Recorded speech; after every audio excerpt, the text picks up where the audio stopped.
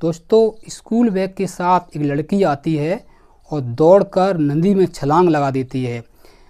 उसी वक्त एक लड़का नदी किनारे अपनी भैंसों को चरा रहा होता है।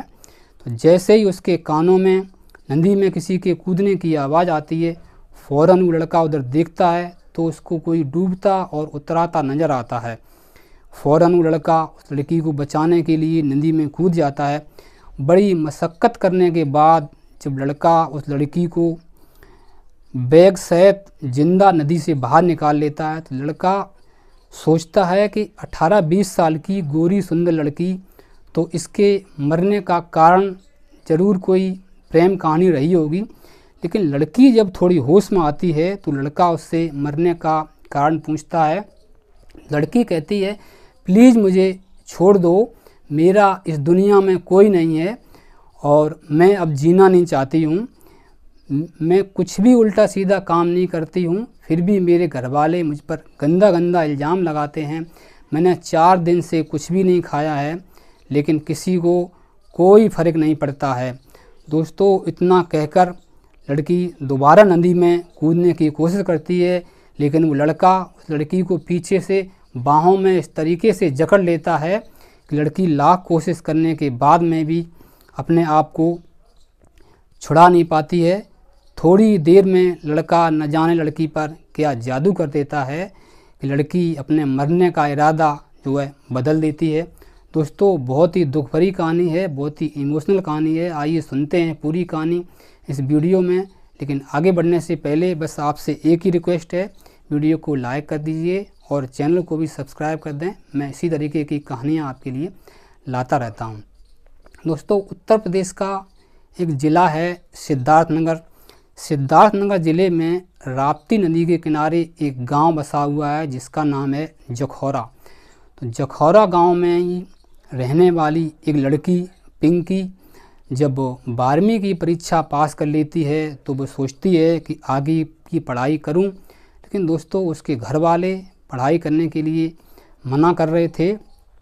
उसके घर में उसका कोई नहीं था। जो माँ थी वो भी सौतेली थी और बाप था वो भी सौतेला था।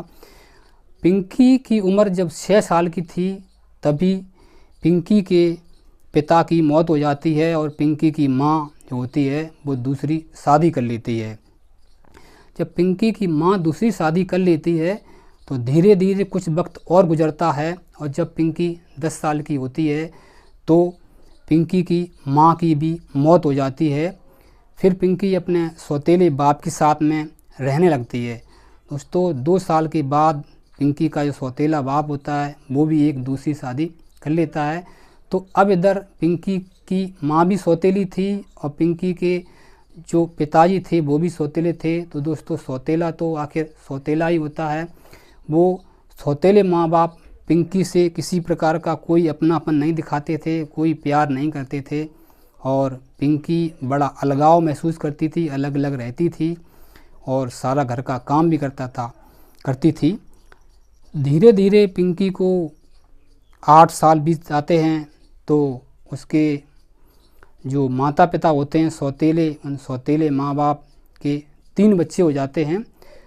तो जब 3 बच्चे उन सौतेले माँ बाप के हो जाते हैं तो पिंकी उन बच्चों की एक आया की तरह देखभाल करती है, सेवा करती है, उनको नहलाना धुलाना और सारा घर का काम भी करती है। सारे घर की जिम्मेदारी और सारे घर का काम होने की वजह से पिंकी महीने में 8 से 10 दिन ही स्कूल जा पाती थी। लेकिन 8 से 10 दिन स्कूल जाने के बावजूद भी पिंकी पढ़ने में काफ़ी होशियार थी। इस तरीके से समय गुजरता जाता है। पिंकी को इन 8 सालों में कभी तो ना ढंग का खाना नसीब होता है, ना कभी मनपसंद कपड़े नसीब होते हैं, लेकिन पिंकी किसी तरीके से अपना समय काट रही थी। पिंकी जब 12वीं की पढ़ाई पूरी कर लेती है तो एक दिन अपने सौतेले माँ बाप से कहती है कि मैं कॉलेज पढ़ना चाहती हूँ, मेरा कॉलेज में एडमिशन करवा दो। तो पिंकी के माँ बाप बुरी तरीके से भड़क जाते हैं। पिंकी का सौतेला बाप कहता है कि तू पढ़ेगी, क्या करेगी पढ़ाई करके, क्या ज़रूरत है पढ़ने की। और पिंकी की माँ भी उसके बारे में उल्टी सीधी बातें करती है। पिंकी की माँ कहती है तू अब बड़ी हो गई है, तो कुछ ही और ज़रूरत है तुझे, तो इसलिए घर से बाहर जाना चाहती है, बाहर रहना चाहती है। उस पर गंदे गंदे इल्ज़ाम लगाती है, उल्टी सीधी बातें करती है। तो दोस्तों गुस्से में आके पिंकी 3-4 दिन खाना नहीं खाती है और पढ़ने के लिए ज़िद करती है। लेकिन अगर खुद के माता पिता होते तो बच्चे की ज़िद को पूरा भी करते, लेकिन वो सौतेली माँ और सौतेला ही पिता होने की वजह से पिंकी ने 3-4 दिन खाना नहीं खाया, तो उन पर कोई फ़र्क नहीं पड़ा उसका। पिंकी अब मरने का फैसला करती है, सोचती है कि ऐसे जीवन से तो बेकार है जिसमें पढ़ाई भी नहीं कर सकती हूँ। तो पिंकी मरने का फैसला करती है, अपनी कॉपी और किताबों को अपने बैग में भरती है और उसी नदी में जा कर के कूद जाती है। तो दोस्तों जो लड़का नदी में से उसको निकालता है पिंकी को, उसका नाम संतोष होता है। इतना अपने बारे में बताने के बाद में दोस्तों पिंकी फिर नदी में कूदने का प्रयास करती है। तो वो लड़का उसको फिर समझाता है, कहता है वास्तव में तुम बहुत परेशानी में हो और बहुत कठिन जीवन जी रही हो, लेकिन मेरी एक बात सुन लो, उसके बाद तुम अपनी जान दे देना और मर जाना। वो पिंकी को समझाता है, पिंकी से कहता है देखो पिंकी, तुम्हारी शादी हो जाएगी एक दिन और तुम अपने घर चली जाओगी, तो धीरे धीरे सब कुछ ठीक हो जाएगा, वहाँ पर सुख शांति से रहोगी, सब ठीक हो जाएगा।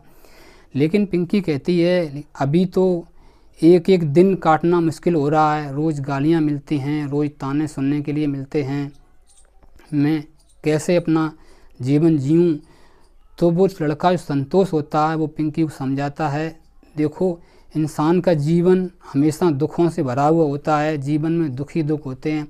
अगर मेरी ही बात करो तो मेरे पिताजी इस नदी के किनारे आकर के बस गए थे और कुछ समय बाद पिताजी की एक सांप काटने से मौत हो जाती है और मैं 10 साल का था, चौथी में पढ़ता था, मेरी माँ भी अकेली थी, तो 2 वक्त की रोटी भी हमें नसीब नहीं होती थी।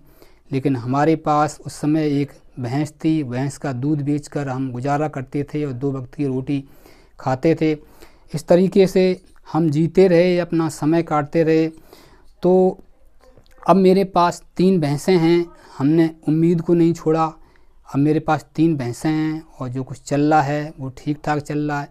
तो पिंकी इस तरीके से हर इंसान के जीवन में दुख ही दुख है, हर इंसान दुखी है, परेशान है। अगर दुनिया के सारे लोग इस तरीके से मर जाएं तो पूरी दुनिया खाली हो जाएगी। मेरी माँ है घर पर, चलो जब किसी को मैं मरता हुआ देखता हूँ तो मुझे बहुत कष्ट होता है मेरे दिल में। मेरी घर पर माँ है जो बहुत समझदार है, तो वो तुम्हारे घर जाएगी, तुम्हारे माँ बाप जो हैं उनको समझाएगी और तो हो सकता है तुम्हारी समस्या हल हो जाए। तो दोस्तों पिंकी और संतोष दोनों बैठते फिर घंटों बातें करते हैं और पिंकी के बैग में से जो किताबें होती हैं वो निकाल के सूखने डाल देते हैं, तो वो सूखती रहती हैं। रोज़ की अपेक्षा संतोष आज जल्दी ही अपनी भैंसों को लेके और घर चला जाता है। तो जब घर पहुंचता है तो पिंकी के बारे में अपनी माँ को सारी बात बताता है। तो संतोष की माँ पूछती है पिंकी से कि बेटा इन 8 सालों में तुम्हारे मामा, नानी, मौसा, मौसी कोई तो रिश्तेदार होंगे जो आए होंगे, कोई नहीं आया क्या? तो पिंकी ने कहा हैं तो सब, लेकिन कोई नहीं आया अभी तक, किसी के बारे में मुझे ऐसा पता नहीं है। तो दोस्तों संतोष की जो माँ होती है उसको भी बहुत दुख पहुंचता है सुन के पिंकी के बारे में। अगला दिन जब होता है तो संतोष की माँ पिंकी के घर जाती है। पिंकी के घर वहाँ से 2-3 किलोमीटर दूरी पर होता है। पिंकी की माँ और बाप को संतोष की माँ जानती थी। पिंकी के जो पिता थे उनका नाम दयाराम था। तो जब संतोष की माँ उनको लेके जाती है पिंकी को साथ में, और उसके पिंकी के पिताजी दयाराम से कहती है कि ये तुम्हारी बड़ी बेटी है और ये लिख पढ़ रही है, बहुत मेहनती है, इसको लिखाओ पढ़ाओ, आगे चल के तुम्हारा सहारा बनेगी। और इस तरीके से इसको एडमिशन करवा दो तो ये पढ़ेगी लिखेगी, तुम्हारे छोटे बच्चों का भी सहारा बनेगी। इतनी बात सुनते ही पिंकी का जो सौतेला बाप होता है बुरी तरीके से भड़क जाता है। और जब पिंकी घर से बैग लेकर के मरने के लिए चली गई थी तो पिंकी की माँ ने वैसे ही गांव में उल्टा सीधा कह दिया था कि वो घर से भाग गई है, उसका पता नहीं कहाँ चली गई है। इस तरीके से पिंकी के बारे में तमाम उल्टी सीधी बातें उसने पहले से ही समाज में फैला रखी थीं और वो तरह तरह के ताने मारता है कि तू पढ़ेगी क्या करेगी पढ़ के। उसकी माँ भी उल्टा सीधा बोलती है। तो इधर संतोष की माँ कहती है कि अगर ये पिंकी तुम्हारे ऊपर बोझ है, तुम इसको नहीं रखना चाहते हो तो इसको मैं अपने साथ लेके जाती हूँ। जैसा रूखा सूखा मैं खाऊंगी वैसा रूखा सूखा ये भी खाती रहेगी। तुमको जो करना हो वो कर लेना। अब मैं इसको मरने नहीं दूंगी, इसको मैंने बचाया है तो मैं इसको मरने नहीं दूंगी और मैं इसको ले जा रही हूँ। तो दोस्तों संतोष की माँ पिंकी को लेकर के वापस अपने घर चली जाती है। घर जब जाती है तो संतोष देखता है पिंकी को वापस। तो संतोष पूछता है अपनी माँ से क्या हुआ माँ। तो माँ कहती है बेटा पिंकी अपने साथ ही रहेगी, ये पढ़ना चाहती है तो अपनी 3 भैंसें हैं उनमें से एक भैंस बेच दो और इसके लिए एक साइकिल ले आओ और इसका बीए में एडमिशन भी करवा दो। तो संतोष अगले दिन एक भैंस बेच देता है, कुछ ख़रीदारी करता है, पिंकी के लिए एक साइकिल का अरेंजमेंट करता है, उसका एडमिशन बीए में करवा देता है। अब दोस्तों खुशी खुशी से पिंकी संतोष के घर रहने लगती है, स्कूल जाने लगती है। पिंकी वैसे ही बहुत मेहनती थी तो संतोष की माँ के घर में जो कामकाज होता है उसमें भी हाथ बटाती है पिंकी। और संतोष के साथ में भी भैंसों का चारा लाना, भैंसों को नहलाना धुलाना, ये काम भी पिंकी करती है। धीरे धीरे दोस्तों 6 महीने का समय बीत जाता है। जब 6 महीने का समय बीत जाता है तो पिंकी को भी अच्छा खाना और मनपसंद कपड़े नसीब होने लगते हैं। उधर पिंकी की सौतेली माँ इतना परेशान हो जाती है जैसे लगता है उसको घर से 3-4 नौकर चले गए हों, क्योंकि दोस्तों उधर पिंकी ही घर का सारा काम संभालती थी, उसके बच्चों की देखरेख, घर का सारा काम करना, साफ़ सफाई करना। तो इस तरीके से पिंकी की सौतेली माँ जो होती है और सौतेला जो बाप होता है, दोनों विचार ये करते हैं कि पिंकी को दोबारा ले आएँ तो अच्छा रहेगा, काफ़ी परेशानी हो रही है।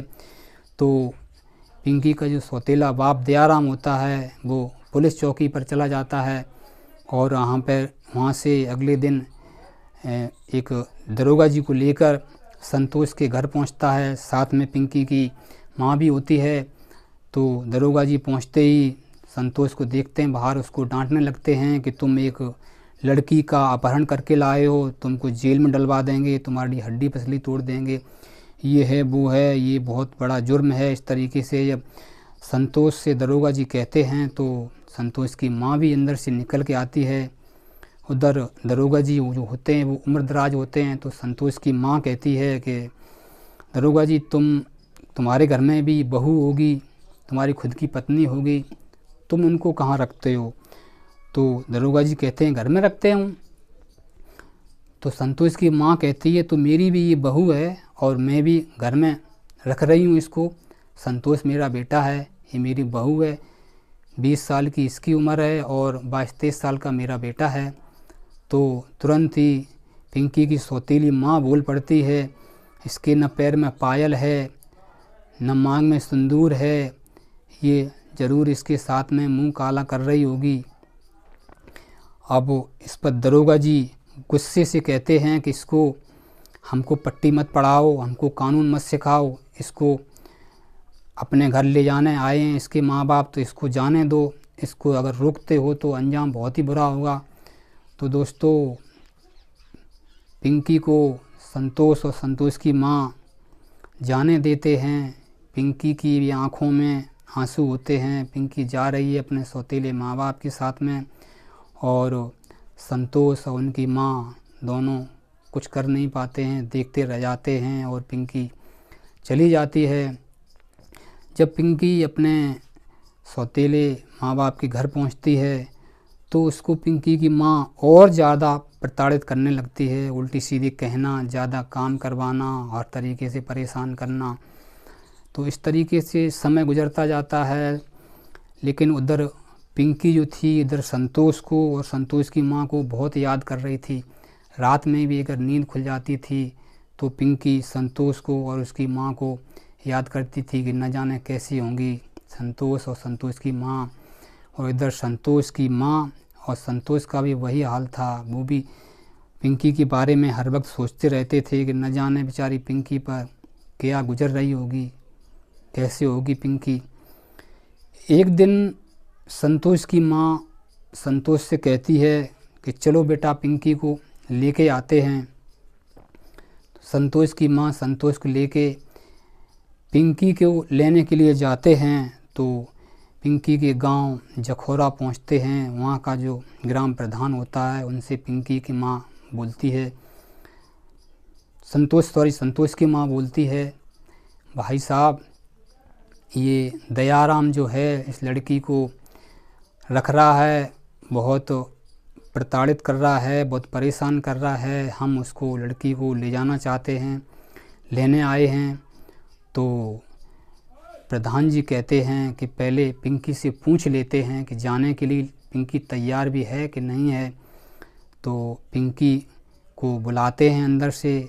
जब तक 2-4 लोग गांव के और इकट्ठे हो जाते हैं, वो प्रधान जी पिंकी से पूछते हैं कि ये तुमको लेने आए हैं तो तुम इनके साथ जाना चाहोगी कि नहीं जाना चाहोगी। तो पिंकी कहती है कि हाँ मैं इनके साथ में जाने के लिए तैयार हूँ, इन्होंने मेरी जान बचाई है, मैं तो बहुत पहले ही मर चुकी थी नदी में डूब के, तो इन्होंने मेरी जान बचाई है, मुझ पर इनका अधिकार ज़्यादा है।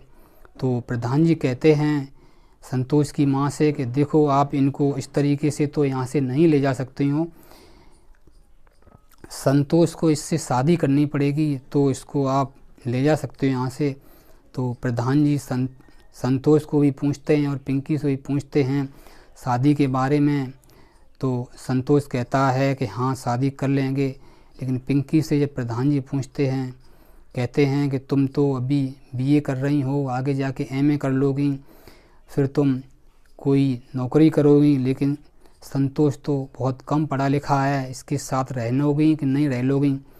फिर पिंकी कह देती है मैं रह लूँगी, इनके साथ में रहने के लिए राज़ी हूँ।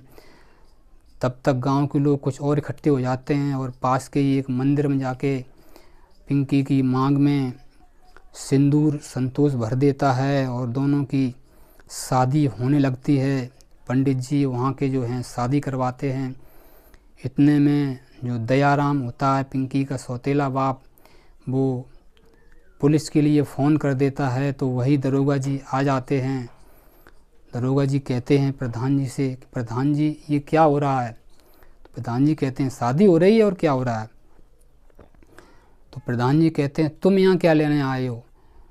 तो दरोगा जी कहते हैं जब शादी हो रही है तो मिठाई उठाई खाने आए हैं कि मिठाई टाई नहीं खिलाओगे क्या। तो फिर दरोगा जी अपने मन की बात कहते हैं मैं भी इस दयाराम को जानता हूँ ठीक से, हम भी चाहते थे कि लड़की की शादी हो जाए, प्रधान जी आपने बहुत अच्छा किया। फिर कुछ पैसों का अरेंजमेंट दरोगा जी करते हैं, कुछ संतोष करता है और कुछ प्रधान जी करते हैं। सभी लोग मिलकर एक बहुभोज का आयोजन करते हैं और पिंकी को शादी होके और ठीक से अच्छी तरीके से विदाई की करते हैं। संतोष बहू बना के अपने घर ले जाता है। तो दोस्तों इस बात को 7 साल हो गए हैं। अब पिंकी के भी 2 बच्चे हैं और पिंकी एक प्राइवेट स्कूल में पढ़ाती है। इधर संतोष ने कुछ जानवर और बढ़ा लिए हैं और 2 बीघा खेत भी खरीद लिया है। तो दोस्तों ये थी जिला सिद्धार्थनगर के जखौरा गांव की सच्ची कहानी। अगर आपको कहानी पसंद आई हो तो वीडियो को लाइक करें और चैनल को भी सब्सक्राइब करें। मिलते रहेंगे इसी तरह की और कहानियों के लिए। Thank you for watching.